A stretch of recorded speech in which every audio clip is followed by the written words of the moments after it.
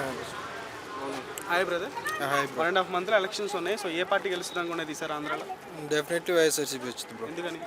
వైఎస్ఆర్సీపీ ఎందుకు వచ్చిందంటే పూర్ పీపుల్స్కి చాలా చేశాడు Jaganmohan Reddy. First of all schools వచ్చారికి నాడు నేడు కింద చాలా డెవలప్మెంట్ చేశాడు. 1వ తారీఖుకే పెన్షన్ ఇస్తాడు. సెలవులు ఒకవేళ గవర్నమెంట్ శాలరీ పడకపోయినా సరే 1వ తారీఖు కల్లా పెన్షన్ వెళ్ళిపోయింది ఇంటికి. అట్లానే ప్రతి గ్రామంలో సచివాలయం పెట్టాడు.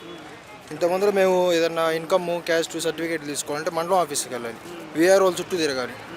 అదే కనుక ఈరోజు మనం ఒక వాలంటీర్కి మనకు ఒక మెసేజ్ పెడితే చాలు వాట్సాప్లో, వాళ్ళని ఇన్కమ్ సర్టిఫికేట్ కావాలి, నాకు క్యాస్ట్ సర్టిఫికేట్ కావాలంటే మన ఊర్లోనే ఒక ఫస్ట్ రోజుకే వచ్చేసింది. ప్రభుత్వంలో ఎలాంటి పరిపాలన చూసారా? గత ప్రభుత్వంలో నేను చెప్పాలంటే మామూలుగా రేషన్ కార్డులే వచ్చాయి కాదు. ఎగ్జాంపుల్ మా ఊరే తీసుకుందాం. మా ఊర్లో వాళ్ళు ఏం చేశారో కూడా తెలియదు. మాది చిలకలూరుపేట కాన్స్టిట్యున్సీ, ఎడ్లపాడు మండలం, సోల్స్ గ్రామం. మా గ్రామంలోనే ఎగ్జాంపుల్ తీసుకుందాం. నాడు నేడు కింద ఇప్పుడు ఇంతమందిలో నేను చదువుకున్నప్పుడు నేను కింద పట్టలు వేసుకుని కూర్చునే వాళ్ళం మేము 8th క్లాస్ అప్పుడు. ఈరోజు మేము స్కూల్లోకి వెళ్తే బెంచెస్ కానీ ఫుడ్ కానీ అంతమంది మేము అసలు ఫుడ్డే తినేవాళ్ళం కదా స్కూల్లో. డెవలప్మెంట్ ఎందుకు జరగట్లేదు? ప్రతి ఒక్కరు ప్రతిపక్షం డెవలప్మెంట్ జరగట్లేదు అంటున్నాడు. ఎందుకు జరగట్లేదు? 4 పోర్ట్లు కన్స్ట్రక్షన్లో ఉండి 10 ఫిషింగ్ హార్బర్స్ ఉండి డెవలప్మెంట్లో జరుగుతున్నాయి. ప్లస్ వచ్చేసరికి ఈరోజు డెవలప్మెంట్ జరగట్లేదు అంటున్నారు. ఇన్ఫోసిస్ రాలేదా?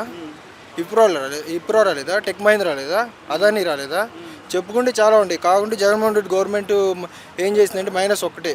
గత ప్రభుత్వం లాగా పబ్లిసిటీ ఇచ్చుకోలేకపోయింది. 14లో బాబు గారు ఎక్కువ హామీలు ఇచ్చారా? 19లో ఈయన ఎక్కువగా హామీలు ఇచ్చారా? నెరవేర్చింది ఎవరు కరెక్ట్గా చెప్పినట్టు? జగన్మోహన్ రెడ్డి నెరవేర్చాడు. దాంట్లో బాబు గారు 600 హామీ ఇచ్చారు, మేనిఫెస్టోలోనే డిలీట్ చేసేసాడు.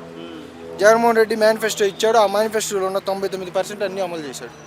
అది ఒంటరిగా వస్తున్నారు కదా మరి అవతల చూస్తే చంద్రబాబు నాయుడు, పవన్ కళ్యాణ్ అందరూ కలిసి ఎంతమంది కలిసినా బ్రో నేను చెప్తున్నాక మ్యాక్సిమం ఒక 40 కాన్స్టిట్యున్సీలో జగన్మోహన్ రెడ్డికి నెగిటివ్గా ఉంది. సిటీలో పల్లెటూరులో వచ్చారికే 90% జగన్మోహన్ రెడ్డికే ఉంది. గ్రౌండ్ లెవెల్ ఫుల్గా ఉంది. ఎవడు ఎంతమంది వచ్చినా సరే జగన్మోహన్ రెడ్డి. షర్మిల గారు కూడా 1.5 మంత్లో ఎలక్షన్స్ ఉన్నాయి ఆంధ్రాలో. సో ఏ పార్టీ గెలుస్తుందని మీరు అనుకుంటున్నారు? వైసీపీ గెలుస్తుంది. ఎందుకని? వాళ్ళు చేసిన అభివృద్ధి చాలా మంచిగా ఉంది. అన్ని పథకాలు మంచిగా పెట్టింది కదా. ఇప్పుడు అక్కడ వాలంటీర్ వ్యవస్థ తెలుసా మీకు? ఇంటికి తీసుకొచ్చి పథకాలు ఇస్తున్నారు. సో ఆ వాలంటీర్ వ్యవస్థ తెలంగాణలో కూడా ఉంటే బాగుంటుంది అనుకుంటారు? ఉంటే బాగానే ఉంటుంది, అందరికీ చెందుతాయి అంతే కదా. సో బాబు గారి పరిపాలన గురించి ఏం చెప్తారు? జగన్ గారి పరిపాలన గురించి ఏం చెప్తారు? చంద్రబాబు నాయుడు గారి పరిపాలన ఇక చంద్రబాబు నాయుడు చేసింది ఏం లేదాడా. ఈయన వచ్చినాక అందరికీ అయితే ప్రజలకి అన్ని పథకాలు చెందుతున్నాయి. ప్రతిపక్షాలు ఎందుకు అంత వ్యతిరేకంగా ఉన్నాయంటారు? చేస్తారు, మంచిగా చేస్తుంటే వ్యతిరేకంగా ఉండకపోతే ఇంకేముంటుంది.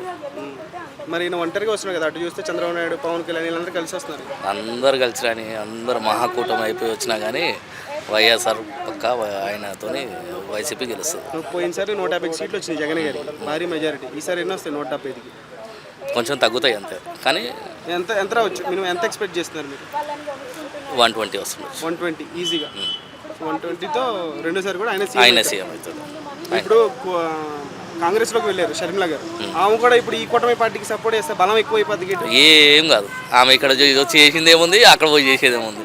మొన్న ఇక్కడ వచ్చింది ఏమన్నా చేసిందా? అన్నకే వ్యతిరేకంగా వెళ్తుంది కదా. ఆమె గురించి అందరికీ తెలిసిందే.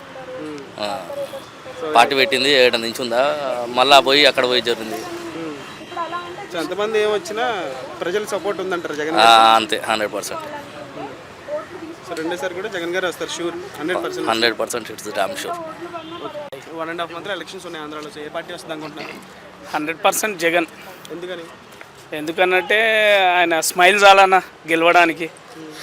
ప్రజల్లో ఉన్న అభిప్రాయం, ఆయన ఉన్న జైలు నుండే గెలిచాడు, ప్రభుత్వానికి చేయాలనుకున్నాడు.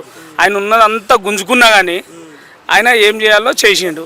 ఇప్పుడు ఆయన ఉంటేనే ఏపీలో 100% గ్యారంటీ. పథకాలన్నీ సక్సెస్ అయ్యాయి అంటున్నారు, నిజంగా సక్సెస్ అయ్యాయా? అన్నది ఏపీ కాదు కానీ 100% ఆయన గెలవాలని నేను కోరుకుంటున్నా, నా ఆత్మ అభిమానం. వాలంటీర్ వ్యవస్థ పెట్టారు, ఇంటికి తీసుకొచ్చి పథకాలను అందజేస్తున్నారు కదా. అదే అంటున్నా, నా టీఆర్ఎస్ తెలంగాణ నాది.